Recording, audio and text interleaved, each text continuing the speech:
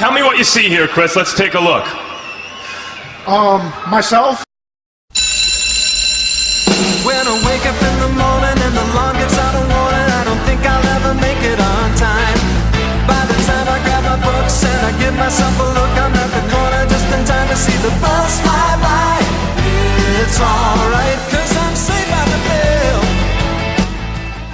Hello and welcome back once again to Saved by the Bell Boxing, taking the con out of controversy. Neither left or neither right, straight down the middle. Now, first of all, I want to say thank you very much to all the new subscribers jumping on board, all the views I'm getting. It's building really nicely and something that I didn't really expect, and I really do appreciate all the comments, all the hate, all the love. Even though someone said I'm a little bit agitated when I do these videos, it's not agitation, if that's a word. It's excitement, it's positivity, and that's what I like to bring to you. So there's loads of boxing this weekend. We've got Alan Browne, we've got Crawford, Khan, we've got Garcia, Granados, we've got Ruiz Jr. in action. But so I'm going to try and do a few videos this week to keep you all informed about how I'm feeling and how all of us are feeling. But I'm going to start off with the O2 headliner. Yes, I said it's headliner between Dave Allen and Lucas Browne. So how does it become headline? I don't know. The cards on a Saturday night have seemed to have got weaker and weaker when it comes to Sky Sports, and it's a big complaint from all of us. But somehow Dave Allen, the social media sensation, the boy next door, everybody's favourite boxer, the kind of man you bring home to your grandma, Dave Allen has managed to headline a show at the O2. Yes, there are other fights on the card, and hopefully later on in the week we will go through them. But tonight specifically, I'm going to talk about Lucas Browne and Dave Allen. So, this is really a domestic fight. I know Lucas Browne is from Australia, but technically it's a domestic fight. Lucas Browne really hasn't been on the levels of world title contention for some time after two doping bans or two doping accusations, being banned for one. Don't know whether he was banned for the first one in Russia. Anyway, you're looking at two fighters that have got two split personalities. We don't know. What makes this fight interesting? We don't know which fighter is going to turn up at this Saturday night. We don't know which one you're going to get. So let's take Lucas Browne, for instance. Are we going to get the Lucas Browne that went to Russia, that fought JEYKLL, that fought on his toes, used his jab, used his movement, a bit more head movement than you usually get from Lucas Browne, got put on his arse once, but came back to win on a points decision, which is not an easy thing when going to Russia. Let me tell you that. And JEYKLL at the time was seen as a tough opponent for him to go to Russia and win that WBA title. Man, that took a little bit of... Well, it took a little bit of luck, a little bit of skill, a little bit of determination, and he pulled it off that night. And it was a very impressive performance. You know, Lucas Browne showed something that possibly we hadn't seen before. I was surprised when I watched that fight because he was on his toes, he was moving, he had head movement, he was popping those shots out, and he seemed very in control in 90% of that fight. Then we saw the Lucas Browne that turned up against Dillian Whyte. Out of shape. Should never have been in that fight. Totally outclassed and knocked, sparked. And I mean sparked on his face. Sparked. You know, when someone lands on their face, it's not a good sign. And he was iced. Now, Lucas Browne that night should never have been a ring. A professional fighter should never have turned up. He talked a really good fight, but he turned up overweight, out of shape. It was not really... It looked like he was just coming for the payday. I don't really know what happened.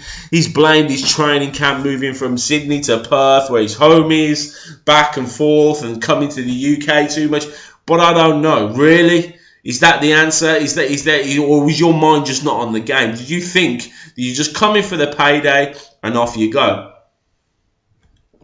Now, we have Dave Allen. What Dave Allen are we going to get Saturday? Are we going to get the Dave Allen that that we know he has mental health issue problems. We know he is a depressive, you know, and he tends to be up or down, up or down. You know, you can even see that from the interviews that he's made. Sometimes he's very confident, very brash, very likable, very funny, but sometimes we see the other side of him when he's very low and not very confident in himself, and whether he's going to fight on, or whether it's worth it, or what he's going to do. So are we going to get that? And that is the fight we got when he fought in Sheffield on the Kell Brook undercard for the Commonwealth title. He just seemed to just, that night, just walk forward, just try and throw shots, take punches, throw shots, take punches. You know, there was no edge to him, there was no spark to him, there was no movement to him. It was just literally straight line, and we know Dave Allen is better than that, but he was walking straight line, no head movement, no nothing, taking shots to give shots. That's not, we don't want to see that from any boxer, and that's not a good thing. Then we see a more motivated Dave Allen, a Dave Allen that, okay, went in with Nick Webb, which is no great shake, but knocked him out with that overhand right, which was shocking to some of us. Do you know what I mean? Because, we, as I said, we don't know what Dave Allen's going to turn up, and the Dave Allen previous to that was not great. The Dave Allen weren't knocking people out. Now, we've heard the gym stories, we've heard the sparring stories. Dave Allen is tough. Dave Allen is better than what we're seeing, but his dedication has always been put into question. You know, I've given messages to Dave Allen to say, look, get a better trainer. You know, you get your training sorted, and, you know, let's see the best of you. If your best is not good enough, and that's fair enough, but at least give it 100%. And he has said that himself, you know, I didn't train properly for a fight. Well, that's no excuse no more. That's no excuse. You can't turn up on an O2 headliner and not have trained, because that's wrong. That's just unfair to the paying public. That's unfair to the people that pay for their seats at the O2 Arena. It's unfair for the Sky Sports subscribers. It's unfair to the Twitter followers that support you and have pushed you into this position as being a headliner at the O2. So there's two versions of Dave Allen we could possibly get. The version that fought in Sheffield, the version that fought Nick Webb. Now, from the pictures that we've seen, he looks all right. His torso is a lot more ripped. Now, we know he started training with Darren Barker. Now, Darren Barker is a nice guy. I'll tell you a story. I met Darren Barker. I was walking down the street once in Crouch End in London, and I was going to go and get my barnet cut. And it was not long after he'd retired, and I was like, I saw him, and I went, oh, fucking hell, Darren Barker. All right, Darren Barker. And he was like, all right. And he was a really, really lovely guy. And I was walking out to the barbers, and he said to me, he said, where are you going? I said, I'm going to the barbers at the end of the street. He says, oh, my missus is shopping, I'll walk with you. And he walked with me, I swear, walked with me down the street, and we're chatting boxing, chatting life. And one thing I found that I thought that I came away with after speaking to Darren Barker was he was a nice guy, genuine humble guy. And it kind of seemed that, you know, he went above what he thought his capabilities were. You know, he was a good boxer, a good professional, put his heart and soul into it, and won a world title, and was happy to win that world title, and was happy to walk away from the sport and say, I did, you know, what I wanted to do, and I achieved maybe more than I possibly should have done. And that all now he was just happy that he'd done, because he'd been through a lot of personal tragedy in his life. So he has a good perspective on life and a good perspective on positivity and negativity. And I think this could possibly is a good thing for Dave Allen, because Dave Allen, I think, is a person that needs positivity around him. He needs someone with a straight head, someone logical, and that is Darren Barker, let me tell you that. So hopefully this will transition into the way he's feeling and the shape he's in going into this fight, which will make it more interesting, because we'd like to see the best Dave Allen we possibly can. You know, he's the sort of guy that if he was one of your pals, you'd come home and you'd be going out for the night, and your mum would say, oi, Dave, look after Jay, look after him, because I know what he's like after he's had a few drinks. Look after him, make sure he gets home safe. That's the sort of guy. He'd be your mum's favourite, do you know what I mean? Your granny's favourite. He's the boy next door. He's the man on the street. That's why we love him. That's why we can connect with him, because he can be very honest, and very honest, more to the point, very honest than a lot of fighters out there. There's no bullshit with him, to be honest with you. There's bits when his mood is a bit wavy, But all in all, there's no bullshit with him. Very much like Dillian Whyte. That's why we like Dillian Whyte. Well, that's why I like Dillian Whyte, because he's very straightforward, straight to the point, and doesn't sugarcoat anything.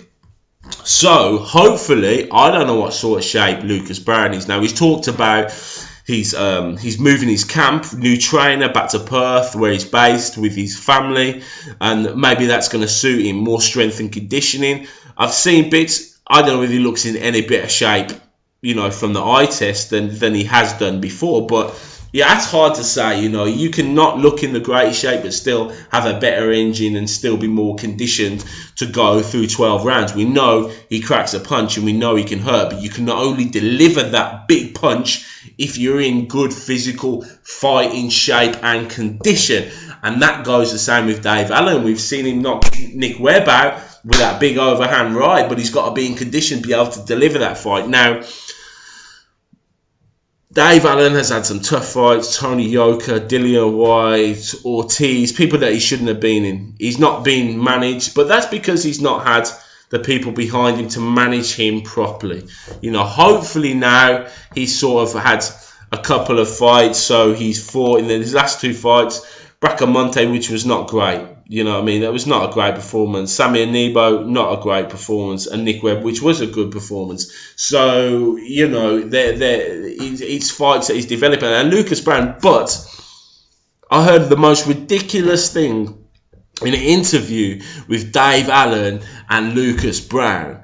And Dave Allen said, we are 3 fights, possibly 3 fights away from a world title shot. Now, I know the boxing world is crazy at the moment, but really, can you see in 3 fights you'd be fighting for a heavyweight title? No. But that's where Dave Allen is, you see. Dave Allen is hype at the moment. And he, as I said, his moods are up and down. His moods are up and down. So when his moods are up, he's going, yeah, I can do this, I can do this, I can do this. You ask him 3 months ago when his mood was down, he said, no, I'll never achieve what I want to achieve. I'm never going to be where I want to be. That's depression for you. It's a perfect sign of it. And, you know, I understand it because I have had some knowledge of that. So I can kind of I can see moods and I can see his mood and the way he's going. So we've got the 2 fighters coming together, and this is crazy that he is a headliner. Do you know what I mean? But this is the way. This is a good reflection on the society we live at the moment. Someone very ordinary, someone out of nowhere can be a superstar through social media, through Instagram, through Twitter. I mean, look at me, like 111 20, I don't know, 120, 111 people watching me to talk about boxing. It's fucking mental. Who would thought that? What? It's crazy. But nevertheless, he has built himself up enough to be a headliner at the O2 purely through social media. Through social media, imagine. He's got 6,000-7,000 people going there. People buying tickets to go and see him because he's someone we want to support, and we love the underdog, and we love the hometown hero and the average Joe. So, where will they go after this fight? Now, Dave Allen needs to be on a steady progression. I don't know whether he can keep the consistency of the happy training camps, of the healthy conditioning. I don't know whether he can keep that up to keep moving if he does win. And if he does win, how far he can go, we don't know. You can only take every fight as it comes. You know, technically, people say he's good. People, you know, we know he's tough. We know he can take a shot. We know he'll keep going as long as he can, you know. But has he got the skills to reach the higher upper echelons of the heavyweight division? It's to be seen, you know. But you know, crazier things have happened. Lucas Browne, on the other hand, a former WBA champion, got done for clenbuterol, which I really don't think. I don't think that's true. You know, clenbuterol would not be the thing to be taken for a fight. Okay, to drop weight, yes, but being so close, being like testing positive after the fight for clenbuterol don't sit with me. That don't really work to me. And it wouldn't be surprising if he was a war was spiked or whatever with clenbuterol. You know, that wouldn't surprise me in Russia when you're going over there to fight a champion. However, Lucas Browne now, I think, is at a point that he's 40 years old.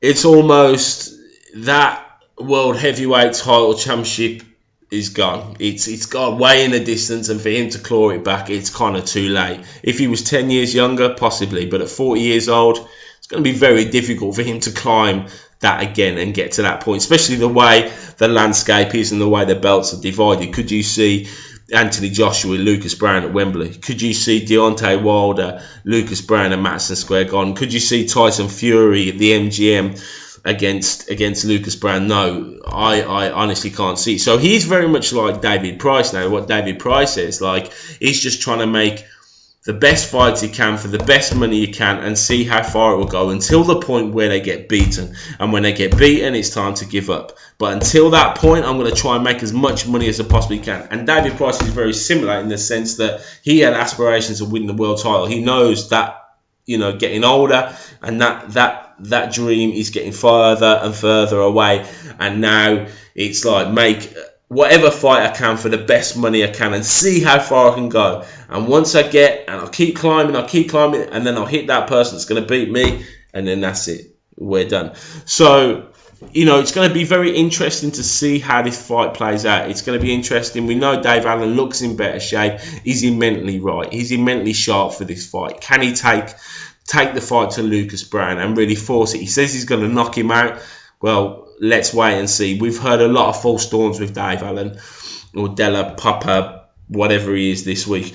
But we've heard a lot of false dawns. I believe it when I see it. Lucas Browne, what sort of shape he's in? Is he coming for the payday? Is he, you know, he fought Sokolowski in like, what, it was like a six rounder? I don't know, got put down. They said he was off balance. It's hard, you know. If you watched, there was footage on YouTube of that fight, and it seemed a very, like a, I think it was like a hotel. You know, do you know what I mean? So it's very hard to get yourself up for a fight like that, and it was almost like, you know, a run of the mill. Before that, he'd fought Patty and then fought Julius Long, who was a well-known journeyman, and knocked them both out. But if you look at their records, they're not good. So a lot depends on what sort of shape Lucas Browne is in. So we're looking forward to that fight. We will watch it. We'll be intrigued. You know, I couldn't really say who's going to come out on top of this, because it will depend on Dave Allen's mental attitude and Lucas Browne's shape. Let's just see where it goes. Anyway, I'm going to try and make some more videos this week. We've got some big fights going on this weekend. I'm going to try and cover all of them. Crawford Khan, Granados Garcia. So every day, I'm going to try and do one every day this week, and then we'll cover the undercard of this O2 show and any other fights that may be going on, and possibly any other news. So, thanks very much for listening. Thanks very much for subscribing. I really, really appreciate it. And do you know what? Be careful out there. When I wake up in the morning and the alarm gets out of warning, I don't think I'll ever make it on time. By the time I grab my books and I give myself a look, I'm at the corner just in time to see the bus fly by. It's alright.